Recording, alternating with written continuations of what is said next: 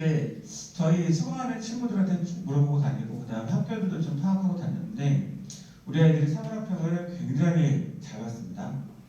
네, 발음법입니다. 네, 발음법이고 심지어 이런 친구도 있더라고요. 저기 이제 지난주 일요일에 수업하는데 야 몇 점 나왔냐 잘 봤냐 했단 말이죠. 애가 그러는 거예요. 저희 표정이 되게 좋아요. 78이요. 별로 표정이 밝을 만한 점수가 아닌데 야 근데 어땠어? 지금 제가 반에서 2등이에요. 이러더라고요. 78점 반에서 2등이라고 하고요. 우리 여기 제가 이제 우리 송도 쪽 학원을 수업을 하는 학원인데 그쪽에서 좀 공부 잘하는 학교들이 있죠. 송도 쪽에 포스코 고등학교로 들어오셨죠. 포스코가 인천 전체에서 공부 제일 잘합니다. 제일 잘하는 학교고 하루에 이제 뭐 서울대 한 2, 30명씩 보는 학교예요. 그 학교 공부를 잘하는데 저희 이제 지난주 금요일 날 물어보니까 저 친구들한테 선생님 우리 학교 전체에서 영어 1등 20명 나왔대요. 이 얘기하더라고요. 그러니까 공부 되게 잘하는 학교입니다. 되게 잘하는 학교고 자사고 중에서 강남 쪽에서도 그쪽 출신 아이들은 그냥 밑에도 그냥 봤습니다. 그래 봤고 그 다음에 재수반 선발할 때도 그쪽 학교는 사실 메리트를 준 학교거든요.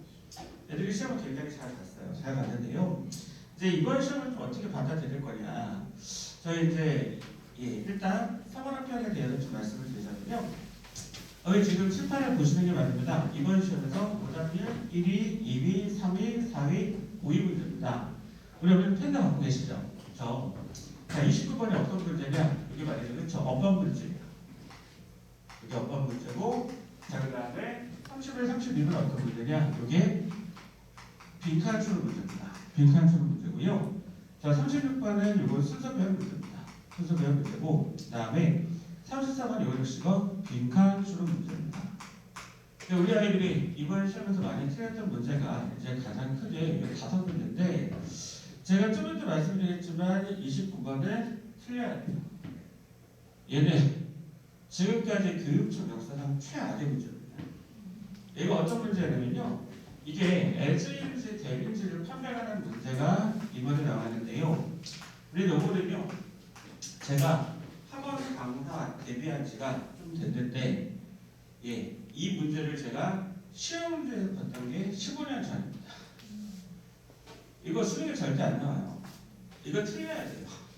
제가 파이널 때 되면 애들한테 이러거든요. 너 수능 시험장 들어가서 이거 애들 골라오면 혼날 줄 알아, 기회. 이거 죽어도 다 말이에요. 제가 애들한테 농담삼아 이러거든요. 올해 수능 시험에 저기 전수사 애들이나 접수사 애들 이게 정답사가 나오면은 제가 뛰어내리겠다고 얘기해요. 그냥 매년 이렇게 생각 제가 이기고 살았습니다. 이 문제 틀려야 돼요. 저도 어땠냐면 말이죠. 문제 풀 때 애들 먼저 뛰었거든요. 뛰고 다른 거 보다가 답이 없네. 왜 답이 없지? 한참 보면서 설마 이래가지고 봤는데 이게 답이었어요. 그러니까 이거 틀렸어야 돼 사실요. 그래서 이거는 뭐 사실 우리 아이들이 어법 잘하지 못하는 이런 문제가 아니라 문제를 잘못했습니다. 잘못했고요. 제가 좀 이따 다시 말씀드리겠지만 사실 제가 보기에는 얘를 동영상 찍어서 그런데 제가 보기에는 더 이상 학교 생활 문제를 만들 것 같아요. 이 교육청 모의고사는 학교 생활이 되거든요. 그리고 저는 평가원 시험은 사실 대학 교수들이 되는데 이번에 영어 시험 보고서는 저는 어떤 느낌이 들었냐면은 이 양반은 더 이상 문제는 안 되겠다 이런 생각이 들었어요. 그러니까 이게 우리 아이가 점수가 안 나온 데에 대한 어떤 위안이나 이런 말씀이 아니라 객관적으로 드린 말씀입니다. 이거는 영어 선생님 모두가 기억할 거예요. 수능 영어를 하는 사람이라면은 사실 이거는 틀려야 됩니다. 그러니까 일단 뭐 3점에 대해서는 신경 안 써도 될 것 같아요. 그럴 것 같은데 이제 우리 두 번째 사 글의 길이, 어휘, 문장의 난이도, 순서 배열, 문장 삽입이라고 제가 이제 PPT에 준비했는데 이게 뭐였느냐? 이게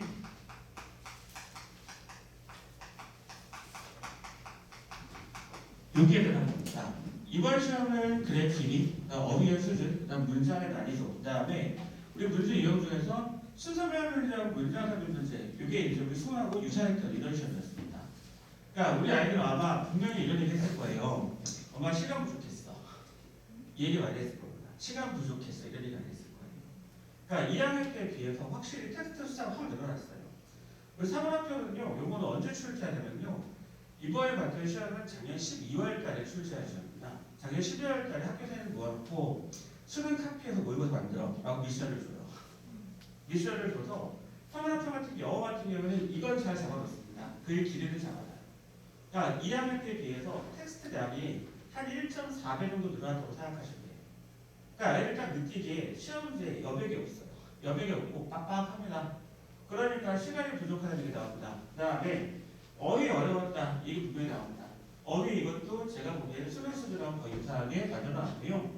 그 다음 문장의 길이도 우리 고2 때 만든 시험보다 훨씬 더 늘어났어요. 늘어났고요. 그 다음에 우리 순서배열 문제의 난이도, 문장 설명 문제의 난이도도 이것도 어떤 출제 방식의 유형에 있어서 수능하고 거의 유사한 이런 시험이었습니다. 그러니까 사실 여기에 대해서는 충분히 우리가 이제 이번 3월 시험에 대해서 인정하고 그렇게 받아들일 수 있는데요. 문제가 뭐냐? 일단 저기 첫 번째 이번 시험의 빈칸수로는 제가 보기엔 객관적으로 문제가 있었어요. 문제가 있었는데 어떤 문제가 있었냐? 작년 6월달, 9월달, 11월달 흔히 얘기하는 평가원 시험입니다. 수능을 비롯한 우리 이제 평가원 시험에서는요 가장 이제 빈칸수로 문제에서 킬러로 나왔던 게 이 문제였습니다. 대립구조 빈칸수로 문제가 얘가 항상 킬러 문제였어요. 얘가 제일 어려운 질문이고요. 자기는 수능에서도 33번이 이제 빈칸수론에서 이제 5단계 1위 이 문제가 자기가 수능에서 88점을 만들어냈던 원흉이었는데 이 문제도 전부 다 뭐였느냐? 대립구조에서의 빈칸수로 문제였어요. 얘랑 얘랑 서로 대비하니까 반대말이 빈칸에 들어가야 된다. 이걸 추론하는 문제가 이게 실제로 수능에서 가장 중요한 문제였는데 이번 시험에서는 이 대립구조 빈칸 문제가 하나도 안 나왔습니다. 바꿔서 말씀드리면은 제가 보기에 이번 시험에서 아까 어법 문제 3점은 사실 이건 맞은 거를 쳐도 됩니다. 말씀드렸잖아요. 빈칸에서는 제가 보기에 하나 더 틀릴 거로 예상하시면 될 것 같아요. 오히려. 그러니까 이번 시험 사실 제가 이제 우리 아이들한테 얘기했는데 빈칸 어렵지 않았어요. 빈칸은 사실 읽어보면은 그냥 누가 봐도 이게 답이거든요. 이번 시험 빈칸 문제가 어려웠다. 좀 이따 말씀드리겠지만 이번 시험에서 빈칸을 틀렸다, 앞에 대입한 문제를 틀렸다 이런 친구들은요. 사실 좀 싸게 얘기하면은 수능에 대해서 아직까지 대비가 좀 철저하게 준비되지 않았다. 이렇게 받아들이신 것 같습니다. 맞고요. 일단은 대입한 문제라고 이제 부르는 문제들인데 흔히 얘기하는 21번부터 24번 문제입니다. 21번 문제는 이제 밑줄친 부분을 파악하는 함축 매출 문제고요. 22번이 요지, 23번이 주제, 24번이 제목 문제입니다. 이제 이 네 문제를 우리가 통칭해서 대입한 문제라고 부르는데요. 사실 수능 시험 문제에서 21번에서 24번 문제가 되게 어려워요. 되게 어렵고 작년 수능에서는 21번 이 밑줄을 파악하는 문제가 얘가 5단계 3이었고요. 1등급들이 가장 많이 틀렸던 문제 2위였습니다. 2위였는데 이번 시험은 사실 이게 어렵지 않았어요. 어렵지 않았고 제가 있는 그대로 말씀드리자면은 사실 이것도 틀린다, 이반도 틀린다 그러면은 수능 시험 나가서 이 부분에서 분명히 문제 생긴다라고 이렇게 판단하시면 됩니다. 그렇게 보셔야 될 것 같고요. 아까 말씀드렸지만 이제 좀 튀어나온 문학을 부분에서 순서 문제하고 문장 설명 문제에 저도 불만이 없어요. 수능 시험 잘 나왔습니다. 잘 나왔고 그 부분에 대해서 이제 우리 아이들이 수능에서 어떤 지표를 보일지 대략적으로 예측이 되는데 이번 시험에서는 사실 이 두 부분에 분명히 이렇게 문제가 있는 그런 시험이었습니다. 그런 시험이었고요. 자, 그 다음 넘어가서 말씀드렸잖아요. 우리 그러면은 1등급 얼마나 나올 거냐? 자, 이제 아무도 말 못합니다. 지금요. 아무도 못하는데 왜냐면 이번 시험 데이터가 사실 굉장히 큰 문제가 있었죠. 우리 이제 결시가 너무 많았어요. 애들 코로나 상황 때문에 제가 물어보니까 어떤 반에 선생님 우리 반 10명 안 나왔어요. 네, 10명이 그게 안 나왔습니다. 안 나왔고 뭐 제일 적은 반이면 한 30명 안 나왔다 이런 얘기 하는데 요새 이제 뭐 보기장 하나부터 학생 수가 뭐 27, 28 이렇게 안 되잖아요. 그죠? 사실 거기서 10명 빼면 이게 시험으로서 아무 의미가 없죠. 더 웃긴 거는 그 평가원 교육청에서 우리 이제 시험 당일날 온라인으로 시험을 해주겠다 이래놓고 그냥 2시간 동안 서버가 다운됐어요. 그러니까 걔들이 시험 못 봤어요. 못 보고 어떻게 처리할지도 몰라요. 그날 이제 입시기관에서 어떤 뉴스를 쏟아내냐면 이게 정말 시험으로서 데이터가 의미가 있는 거냐. 그러니까 누가 결시했는지도 모르고. 그러니까 수능은 이게 나오거든요. 수능도 결시들이 있어요. 그게 어떤 애들이냐. 수능 결시는 한국사 마킹 안 하고 나오면 결시해요. 근데 걔들 정체는 뭐냐면 무조건 상위권이에요. 그러니까 걔들이 왜 수능에서 결시를 하느냐. 걔 데이터 처리 안 되거든요. 걔네들은 최저 없는 대학에 수시에 벌써 붙은 애들이 아니면 수능 시험 보다가 난 이미 틀렸어. 내년을 기약할래. 이런 애들이거든요. 걔네들이 해마다 수능에서 한 10%가 나와요. 나오는데 이거는 데이터를 살릴 수 있어요. 왜냐면 좀 다 했거든요. 어차피 시험 봐서 다 했거든요. 그러니까 하위 10% 점수를 자르고 대략적으로 등급컷도 예측하고 비율도 예측할 수 있습니다. 예측할 수 있는데 사실 이번 시험에서 얘기하고요. 제가 보기에는 우리 아이들이 지금 틀려 이렇게 점수 때 저기 이제 점수 때별로 그다음에 오답률 이거 분석해보면 대략적으로 나오는데요. 1등은 한 5% 정도 나올 것 같아요. 많으면 5점 몇 이렇게 나올 것 같고요. 제가 보기엔 사실 이게 큰 의미가 있을까 모르겠지만 저는 그냥 올해 전국적으로 고3애들이 시험을 다 봤으면은 제가 보기에는 5%안 나왔을 거라고 생각합니다. 사실 이게 엄연한 현실이고요. 2등급은 제가 보기엔 작년 상반기와 비교했을 때 2등급도 한 12, 13밖에 안 나왔을 것 같아요. 예. 이게 팩트고 사실 근데 이게 아까 데이터로서 사실 좀 이렇게 무의미하다는 게 두 가지 측면이 있습니다. 일단 첫 번째, 이번 시험을 거의 누가 봤죠? 고3이 봤어요. 3학년의 가장 큰 문제가 뭐냐면요. 우리 실제로 그 수련이나 아니면 정시에서 강사를 보는 친구들이 누구죠? 그쵸, 엔수 애들입니다. 엔수 애들인데 제 이제 친구 중에 제가 좀 나이가 없다 보니까 제 친구 중에 옥동에 모 재전망한 원장이 있습니다. 원장이 있는데 작년에 그런 얘기 많이 들었거든요.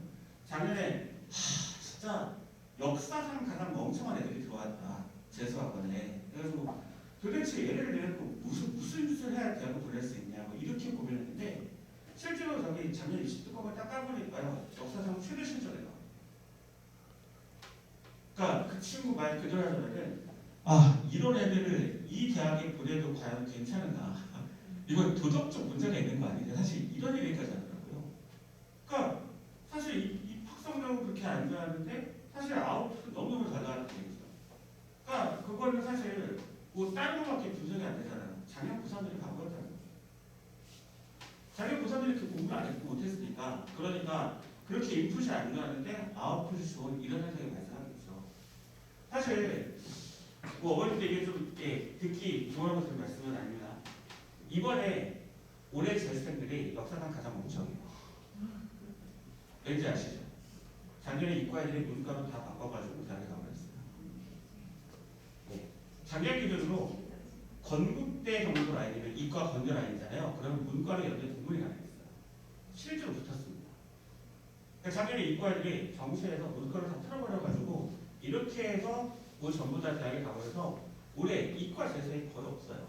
근데 실제로 국어나 영어는 문과하고 이과 중에 누가 잘하느냐? 이과 애들이 더 잘해요.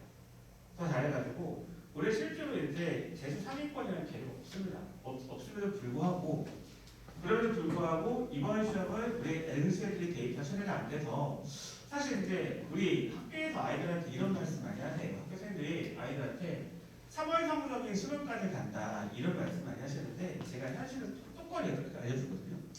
3월 성적보다 수능 성적이 무조건 떨어져요. 무조건 떨어져요. 영어는요, 여기에서 이렇게 생각하시면 돼요. 여기 영어는 이번 시험에서 2개 더 틀려 생각하시면 돼요. 2개 더 틀려 생각하시면 됩니다. 우리 국어나 수학은요, 등급 하나씩 뒤로 밀려나고요. 제가 이제 좀 다르게 말씀드릴게요. 아이들이 이런 일 많이 하거든요. 우리 뭐, 예를 들어 3월 달에 91점 1등급 나왔습니다. 그러면요, 6월 달 평가 시험 되잖아요. 그럼 88 2등급 나와요. 이게 가장 일반적인 스코어거든요. 그 다음에 7월달 교육청 보잖아요. 또 91등급이 나와요. 그 다음에 9월달 시험 보잖아요. 또 87, 8, 2등급이 나옵니다. 이 자기는 어떻게 생각하느냐? 자기는 1, 2등급 왔다 갔다 한다고 생각해요. 똑같습니다. 2, 3등급도 이렇습니다. 81점, 80점대 초반 이제 2등급 왔던 친구들이 우리 평가 시험 보잖아요. 그럼 7점대 후반으로 떨어져요. 이러거든요. 그러니까 자기는 2, 3등급 왔다 갔다 이거예요. 그리고 수능 때 어떻게 되느냐? 수능 때 말입니다. 80점대 중반으로 2등급 나오고 70점대 중반으로 3등급이 나와요. 자기 시험 망한 거예요. 자기 시험 망했대요. 사실 시험 망한 게 아니라 원래 그렇거든요. 국어나 영어 전부 다 평가의 시험 나는 거예요. 아까 이제 이육주 선생님 들어오셔가지고 말씀하셨었어. 우리 뭐 국어 이번에 난이도 되게 어렵지 않았잖아요. 작년 3월도 그랬어요. 근데 작년 수능은 불이었잖아요. 수능은 되게 어려웠거든요. 그러니까 사실 이게 맞아요. 일반적인 패턴인데 문제는 저기 선생님들은 매년 방학동 거니까 이런 패턴으로 설명드릴 수 있지만 우리 아이들은 올해 처음 고3이잖아요. 처음 고3이고 처음 하는 거니까 자기들은 똑같은 시험이라고 생각해요. 그렇게 평가원 시험하고 교육시험 시험 다르다고 강조를 해주는데 이번 시험은 아까 말씀드렸지만 평가원 시험보다는 무조건 쉽습니다. 무조건 쉽고요. 그 다음에 우리 아이들이 전부 다 이랬을 거예요. 고2 때에 비해서 다 한 등급 뒤로 물러났을 겁니다. 이게 가장 평균적으로 스코어입니다. 두 등급까지 밀려난 적 없어요. 근데 한 등급 밀려날 때 원래 부상처럼 이렇습니다. 이게 뭐 글 길다, 그 다음에 어렵다, 단어 어렵다, 사실 그 다음에 게 너무 당연합니다. 당연하고요. 그 다음에 그러면 이제 우리 앞으로 어떻게 수능에서 영어를 좀 생각할 것이냐 말씀을 드리자면은 일단 기본적으로 어머니들 저를 이렇게 생각하는데요. 그리고 저기 제가 좀 여쭤볼게요. 우리 아이가 이과다, 문과다. 제가 왜 여쭤봤냐면요. 제 아이가 올해 이과잖아요. 입시를 준비하고요. 자 그러면요. 저는 이렇게 할 거예요. 수시 원서를 무조건 높게 실어버릴 거예요. 왜냐? 정시 가능성이 있습니다. 아까 말씀드렸었죠. 작년에 이과일이 정시에서 혜택을 되게 많이 받았어요. 대학으로. 그러니까 우리 서울대, 연대, 고대 상위권 대학의 문과들이 거의 정시에서 한 반 가까이 전체적으로 문과를 전부 다 이과에 다 차지했거든요. 이랬습니다. 제가 이과라면 우리 아이가 이과라면 저는 올해 이과에 수시 완성 무조건 높게 실어버릴 거예요. 실어버리고 정시까지 갈 겁니다. 왜냐하면 정시까지 가면 대학에 올라갈 가능성이 너무 커져요. 근데요, 우리 아이가 문과잖아요. 저는 말입니다. 무조건 수시로 보낼 겁니다. 그러니까 왜 수시로 보낼 거냐? 수시라는 게 우리 아이의 내신을 챙기지 않거나 아니면 우리 아이의 뭐 저기 논술을 챙기지 않거나 이 말씀이 아니라 우리 아이가 저기 문과라면 사실 정시로 가면 갈수록 불리해지거든요. 이과를 때문에요. 재수했기 때문에 아닙니다. 이과를 때문에요. 그럼 어떻게 대학을 보낼 거냐? 이과애들이 수시 때도 문과에 넣진 않아요. 이과애들이 수시 때는요 무조건 이과를 씁니다. 정시 때 문과를 바꾸는 거죠. 이과애들이 수시에서 문과를 지원하지 않아요. 그러면 저는 이제 어떻게든 우리 아이 문과라는데 수시로 대학을 보내고 싶을 텐데 근데 어린 작년에 문과에서 공부 제일 잘하는 게 어딘지 아시죠? 전국적으로. 외부 애들이 제일 잘하잖아요. 근데 작년에 외부 애들이 수시에서 전부 다 피를 봤어요. 다 떨어졌거든요. 아작이 났습니다. 그러니까 실적이 작년 반도 안 돼요. 왜 반도 안 되느냐? 다 최저에서 깨졌어요. 다 최저에서 깨졌습니다. 제가 여쭤볼게요. 수능 시험 나가서 평상시 실력이 가장 그대로 나오는 과목이 뭘까요? 평상시 실력이 가장 그대로 근접해 나오는 과목은요. 수학이에요. 수학은 별로 변하지 않아요. 수학은 틀려도 하나 더 틀려요. 맞아도 하나 맞고요. 평상시 실력 거의 그대로 나옵니다. 수학 점수는 별로 흔들리지 않아요. 이게 이 말씀 여쭤볼게요. 수능 시험 나가서 점수 변동폭이 가장 큰 과목이 뭘까요? 국어예요. 국어 변동폭이 가장 큽니다. 저는 이 꼴도 진짜 많이 봤거든요. 1년 내내 1등급 받다 수능 시험 나가서 3등급 받아오고 이런 많이 봤어요. 그래서 우리가 국어를 열심히 해야 돼요. 해야 되는데 근데 사실 국어를 가지고 최저를 채우겠다라고 생각하는 발상은 제가 보기 말도 안 돼요. 저는 지금 시기에 수능 최저는 사실 무조건 영어하고 탐구부터 잡고 가야 된다고 생각해요. 제가 영어 선생님이 드는 말씀이 아니라 일단 기본적으로 영어하고 탐구하고 여기서 수시에 최저를 확보하지 않으면 이거 잡아놓고 다른 거 도전하는 거지 특히 문과 같은 경우는 제가 수학으로 좀 최저를 따라야 사는 거 아니에요. 그렇다면 사실 답은 어느 정도 정해져 있는 거 같고요. 일단 기본적으로 수시에서 등급 확보, 그 다음에 우리 감점방트 말씀을 좀 드릴 텐데 우리 작년부터 다 드렸었고요. 작년부터 우리 정시에서 영어 감점 비중이 굉장히 커졌습니다. 우리 여러분 혹시 정시에서 연대랑 고대 차이점 아세요? 연대는요 영어 한 점당 마이너스 4점을 했어요. 마이너스 5점을 했습니다. 고대는 영어 한 등급당 감점을 1점 했어요. 2년 전이에요. 그래서 어떤 현상이 발생했느냐? 그래서요, 그 영어 절대평가 전에는 고대 이과가 항상 펑크였거든요. 사실 이과로 고대는 되게 매력적 학교는 아니에요. 이과 고대가 저희 줄줄이 펑크나고 가끔 고대가 문과에서도 펑크할 때가 있어요. 정시에서요. 근데 영어 절평 이후 어떤 현상이 발생했느냐? 지금 연대가 펑크가 나요. 고대 중으로 펑크가 납니다. 그러니까 이유는 딱 이거예요. 우리 아이가 시험을 잘 봤는데 영어 등급이 안 나왔잖아요. 가령 예를 들어서 이 영어 2등급이 있었어요. 연대 감점 5점 다 쓸 거예요? 못 써요. 고대는 감점 1점밖에 안 되잖아요. 그 고대를 써요. 그러니까 이 이과애들, 그 다음에 뭐 저기 문과애들도 마찬가지인데 영어 등급 안 나오는 애들이 상위권 되면 연대 쓸래 고대 쓸래 이러면 저도 고대를 써요. 그러니까 고대는 죽어도 펑크가 안 나요. 오히려 연대는 펑크가 나요. 그 현상 때문에요. 그러니까 이게 사실 상황이 그렇다면은 아유 작년에 연대 펑크 났으니까 영어 2등급이면 연대를 써야지 사실 이렇게 생각하진 않아요. 또. 그러니까 이게 정시에서도 지금 감점 비율이 어떻게 되느냐 되게 중요한 말씀입니다. 이랬는데요. 작년부터 고대가 한 등급당 이제 감점 3점하기 시작했어요. 이제 고대도 못 써요. 작년부터 상위권 대학 전 대학이 영어 감점 비중 확 늘려버렸습니다. 서울대도 늘렸습니다. 심지어. 예전에 그 얘기 들으셨었죠? 그 대치동에서 서울대에 수학 4등급짜리 들어있었거든요. 그게 왜 가능했느냐? 이과라서 가능해요. 그 친구 어디 가냐면 원자핵공학과 갔어요. 원자핵공학 갔는데 원자핵공학과가 공대 꼴찌과입니다. 공대에서 제일 집 커트라인 낮은 대학이에요. 낮은 대학이고요. 문제는 뭐냐? 이 친구가 수학 100점이었어요. 수학 다 맞았으니까 사실 영어에서 감점이 그때는 0.1점씩 됐거든요. 4등이니까 감점 0.3점이에요. 가능합니다. 이과애들은 수학을 다 맞으면 가능해요.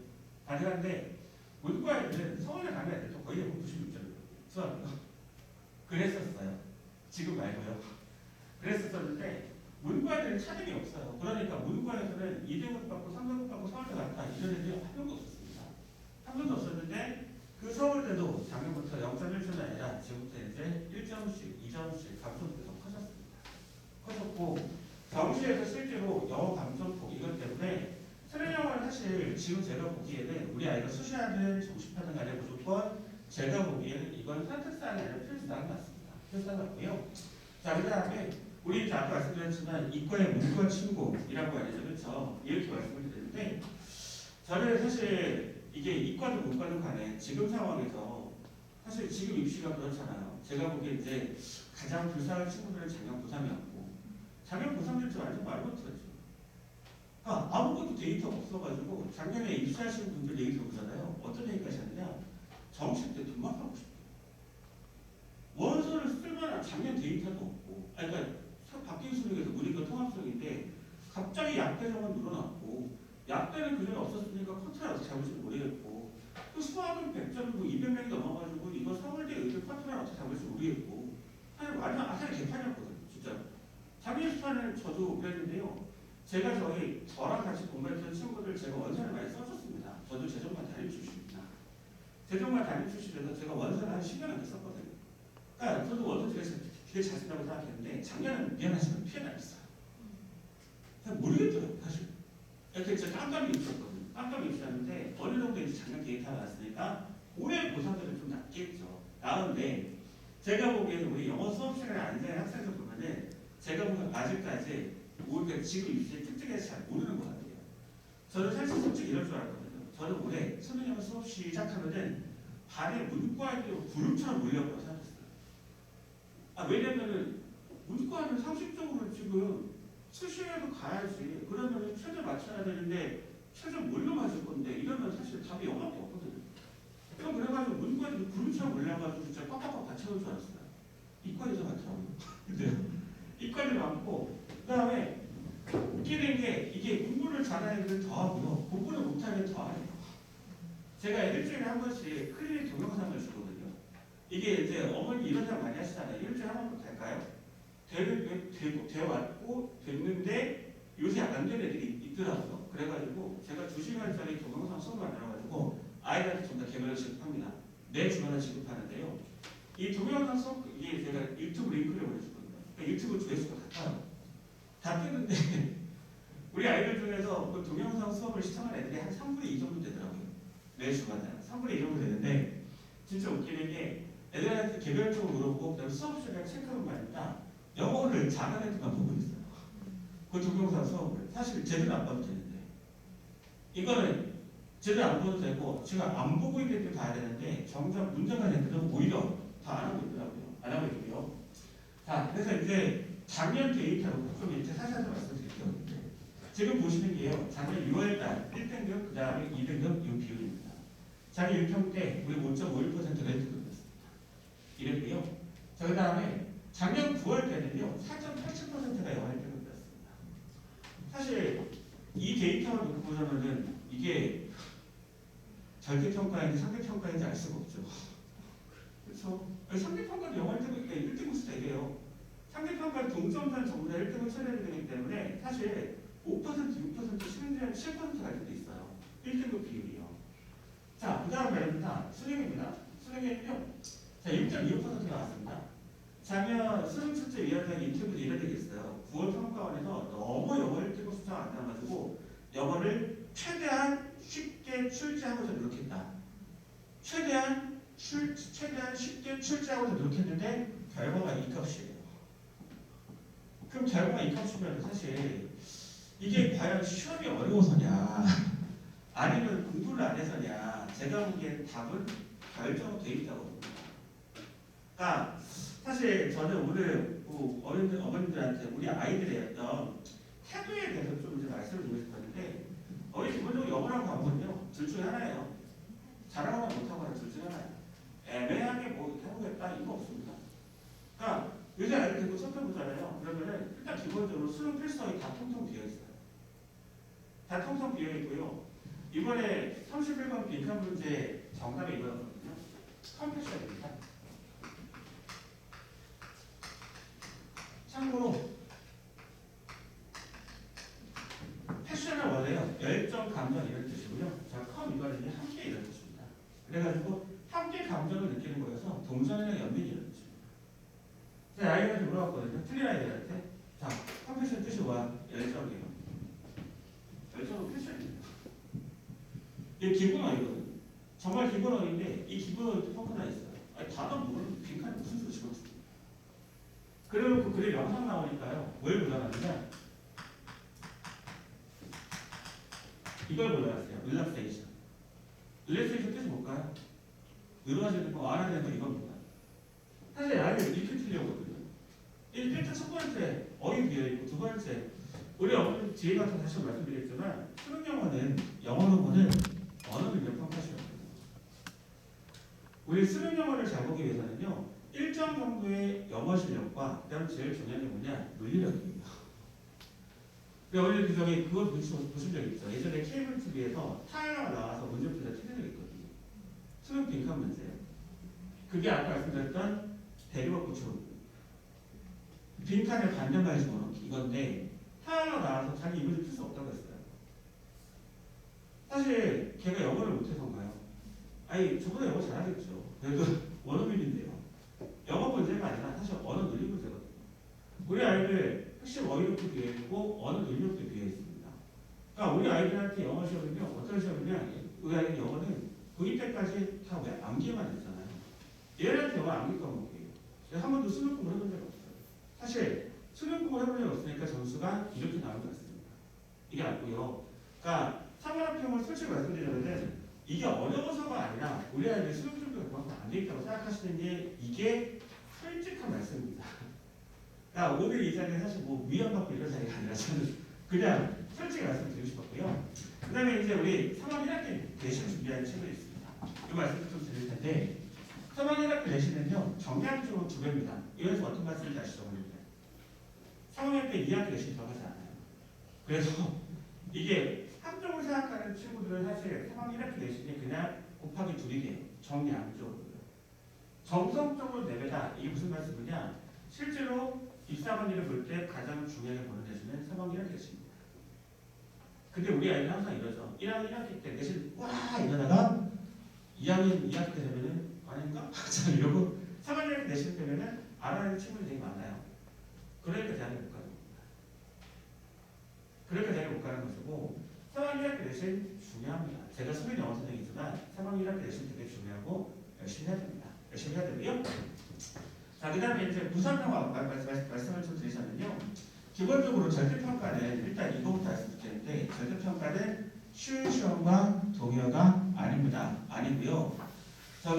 저는 사실 절평 이후로 제가 이제 수능 끝나면 항상 안국을 시작했거든요. 제가 절평 1년차 때 수능 끝난 다음에 제가 정말 아끼고 나를 예뻐하고 이랬던 학생 한 명이 저한테 장문의 문자를 보냈어요.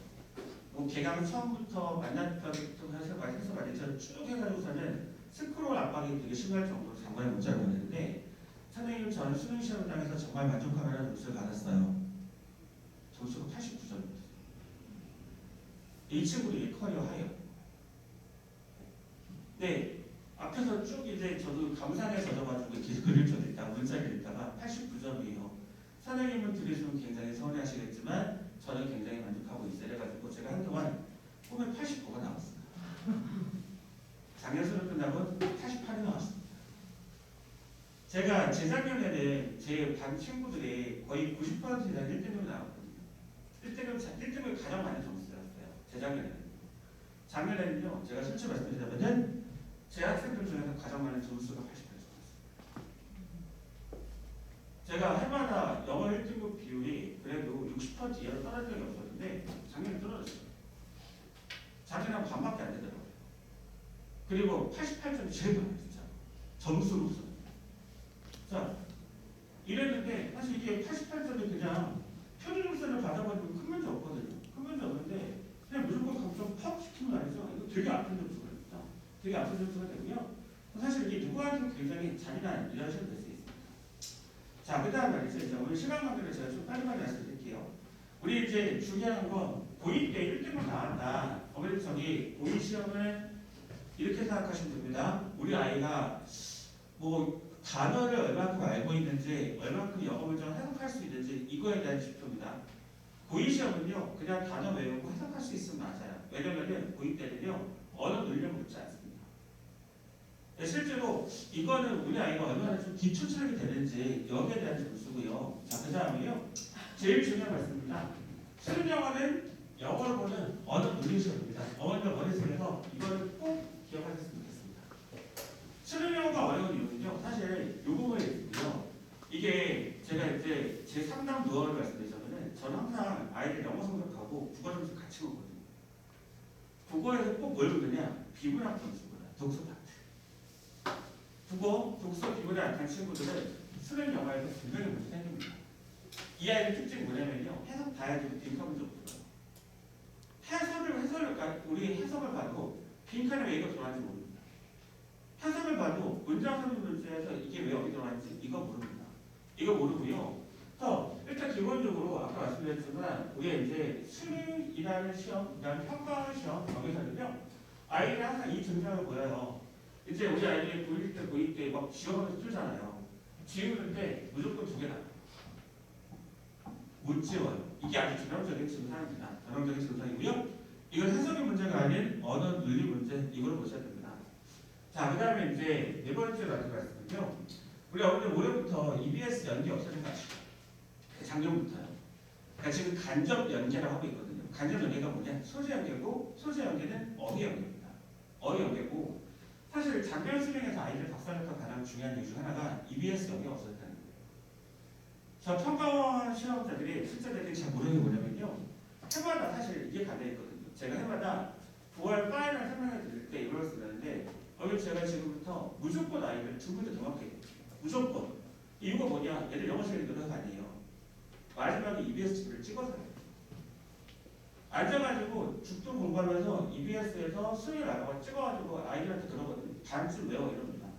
이러면요, 7문제 직접 얘기했었는데 그 문제 중에서 한 5개, 6개 똑같이 왔잖아요. 그러면은 애들이 맞는 거죠. 맞는데 문제가 뭐냐? 이제 EBS 연계가 없어졌습니다. 지금부터는 전부 다 처음으로 질문입니다. 다 처음으로 질문이기 때문에 올해도 영어 1등급 비율 작년과 거의 유사하거나 작년보다 안 나올 가능성이 훨씬 더 높습니다. 높고요. 자, 그래서 이제 우리 아이들이 수능 실제 매뉴얼과 기출문제에 대한 확실한 분석, 이걸 바탕으로 이렇게 공부를 해야 됩니다. 해야 되고요. 아무래도 많은 분들이 좀 이렇게 요구 관심이 있으실 것 같은데요. 우리 고3 내신 영어는요, 무조건 EBS로 봅니다. 전국에 있는 모든 고등학교가 EBS 교재를 보고요. 사실 우리 고등학교 내신, 고3 내신 같은 경우에는 우리 학교별 편차보다 학연별 편차가 훨씬 더 커요. 고3 내신 시험은 거의 고등학교에서 다 수능 앞으로 겁니다. 그러니까 수능 시험 자체를 내신화시킨다고 생각하시면 돼요. 상대적으로 그래서 우리 고1, 고2 때 했던 문장에 대한 암기나 아니면 이런 것들은 거의 출처되지 않습니다. 않고요. 오히려 그 주제를 묻거나 말이죠. 순서를 묻거나 자 이런 식으로 저기 학교에서 시험이 시행되고요. 자 이제 그래서 EBS 교재 됐고요. 그다음에 제 말씀을 좀 잠깐 드려야 되겠죠. 아까 저기 정신이 없어가지고 제가 죄송해서 못 드렸는데 저는 이제 뭐 어떻게 하다 보니까 외고에 들어갔고 그다음에 어떻게 하다 보니까 뭐 서울대 들어가서 영어교육과 졸업했고요. 그다음에 이제 학원 강의 경력은 이제 올해 뭐 한 10몇 년 됩니다. 제가 이제 아이들한테는 맨날 92년생이라고 거짓말하는데요. 92년생은 아니고요. 좀 연식이 됐는데 제가 이제 우리 아이들한테 듣는 말 중에서 가장 좋아하는 말이 이 말입니다. 시험장 들어가서 선생님 목소리가 들렸어요. 제가 이 말을 되게 좋아해요. 시험장에서 가장 기억나는 선생님이다. 사실 이게 제가 우리 아이들한테 가장 많이 들어왔고 제가 제일 좋아하는 말입니다. 제일 좋아하는 말이고요. 기본적으로 이제 저는 고3 수업할 때 우리 아이들 당연히 선학 1학기 내신 수업을 제가 챙겨줬는다고 생각해요. 그러니까 왜 그러느냐 사실 제가 저희 엄밀하게 얘기하면 수능 선생님이 아니라 저는 입시 선생님으로 생각하거든요. 아이들 대학교 보내는 사람인데 아이들 대학교 보낼 때 수능도 필요하지만 내신도 필요하잖아요.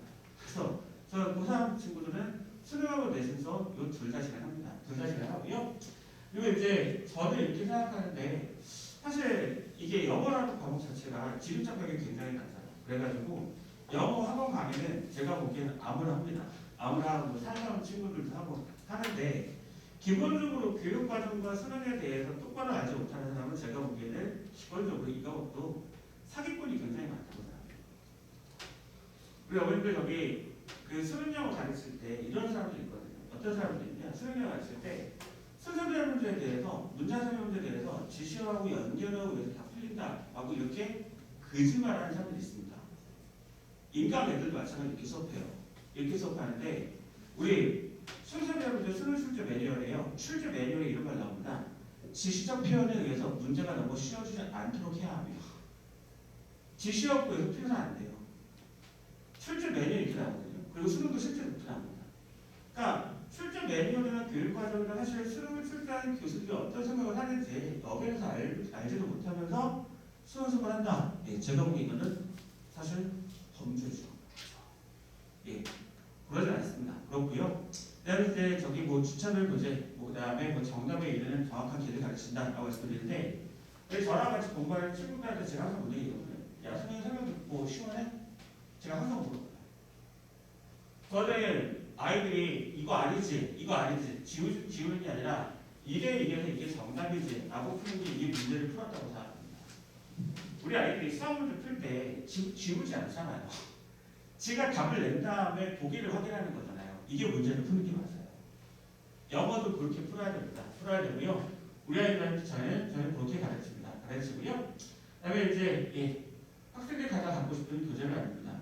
제가 이제 맨날 동감서가 드린 말씀이 제가 대한민국 영어 선생님 중에서 제일 잘생긴 사람은 아닌데요. 제가 대한민국 수능 고3 선생님들 중에서 전 솔직히 제가 교재는 제일 잘 만든다고 생각합니다. 교재는 사실 가장 중요한 무기이고요. 기본적으로 예쁜 교재가 아니라 우리 학생들이 꼭 필요한 교재 이거 만들어내고 있습니다. 만들어내고 있고요. 이제 마지막으로 이 말씀을 좀 드리고 나갈게요. 근데 저는 이번에도 또 이렇게 생각하는데 사실 어머니 6편 끝나고 영어를 시작하겠다라거나 9편 끝나고 영어를 시작하겠다라거나 이러면 차라리 안 하는 게 맞습니다. 아까 EBS 언이 없어졌다고 말씀드렸죠. EBS 언이 있을 때는 9편 끝나고 하는 게 충분히 의미가 있었어요. 그래서 2등급 나왔으면 수능때 1등급 받고 94점 맞추고 이게 충분히 가능했거든요. 지금은 기초 체력밖에 없어요. 체력밖에 없고 수능 1학기 내신 제가 이제 애들한테 신신당부하는 게 저는 이번에 이렇게 하거든요. 이번에 내신 준비하는 친구들한테 동영상 수업 동영상 수업을 주고 교재를 줍니다. 그리고 하고 나서 저랑 같이 클리닉하고 지령도 받고 제가 숙제로 할 거예요. 이럴 거고 그런데 정시 준비하는 친구들은 이제 수업하고 이렇게 진행되는데 제가 내신 준비하는 친구들한테도 정시 수업 동영상 교재를 똑같이 준다고 했거든요. 줄 거예요. 왜냐하면 공부하고. 그러니까 기본적으로 지금 저는 제가 현장에서 학생들을 지도하는 입장으로서 제가 느끼는 감정 뭐냐, 전반적으로 공부가 좀 부족하다. 부족하고 얘를 좀 그냥 놔두면 안 되겠다. 좀 이런 생각이 들더라고요. 그래서 어머님들 좀 그러셨으면 좋겠어요. 그러니까 기본적으로 이게 절대평가 과목이고 그 다음에 드러나지 않아서 그렇지 사실은 굉장히 지금 뭐 중요한 키를 담당하고 있는 과목이어서 그렇게 생각하실 수 있겠고요. 예, 제가 너무 길게 죄송합니다. 그래서 마치겠습니다. 감사합니다.